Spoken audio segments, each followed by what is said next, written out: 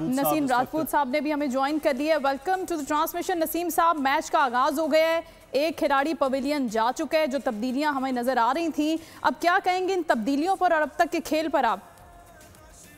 देखिए, एक panic button दबा हुआ है इस वक्त पाकिस्तान क्रिकेट का। अगर आप देखेंगे तो एक बहुत बड़ा पैनिक बटन दबा हुआ दिखाई दे रहा है। समझ में नहीं आ रहा हमारे थिंक टैंकों के जो श्रीलंका में मौजूद है कि करना क्या है।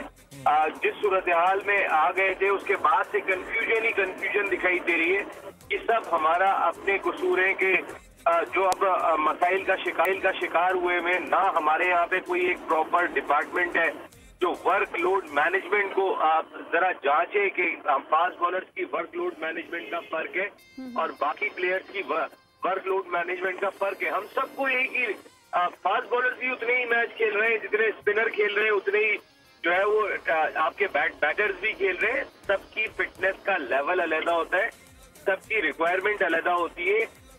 हमने जाके अपने तमाम प्लेयर्स को कहा, देखिए ना, नसीम शाह इतना बड़ा एक जरूरी है पाकिस्तान क्रिकेट टीम के लिए। नसीम शाह पता चलता है कि जी वो रूल आउट हो गए, अल्लाह करे उनकी इंजरी इतनी करने की जरूरत क्या है। देखिए, आप टीम उस वक्त अनाउंस करते हैं कि जब आपको पता होता है कल कंडीशन क्या है और मौसम खुला हुआ है, पिच आप देख चुके होते हैं। आप एक दिन पहले टीम अनाउंस करते हैं। यहाँ पता ही नहीं है कोलंबो में कि होना क्या है, बारिश कितनी होगी, कितनी देर बारिश चलेगी, कंडीशन क्या होगी। आपने पहले से अनाउंस कर दिया अपने कि जी हमारे तो 11 ये खेलेंगे।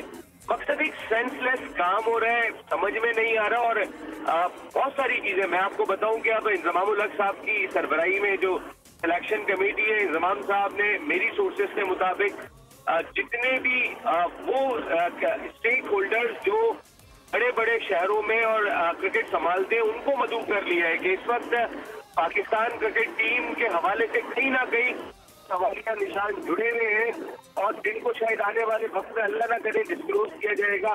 वो हो सकता है खिलाड़ियों की इंजरी से किसी को। जहाँ तक खिलाड़ियों की फॉर्म की बात है तो वो आपके सामने दिखाई दे रही है। फॉर्म इस वक्त हमारे प्लेयर्स की जो चल रही है, हमें फखर को मजबूरन लाना पड़ता है जिन्होंने पिछले 9 मैचों में सिर्फ 180 रन स्कोर किए हुए। हम शादाब को भी खिला रहे हैं। सिर्फ यही देखिए, यहाँ उसामा मीर को खिलाना था। जब रमान जा रहे हैं, जब जा रहे हैं तो अबरार भी जा सकते थे कि आप उनको भी चेक कर लेते कि अबरार कैसा परफॉर्म कर रहे हैं। हो रही हैं। सब्सक्राइब करें और बेल दबाएं ताकि कोई खबर रह न जाए।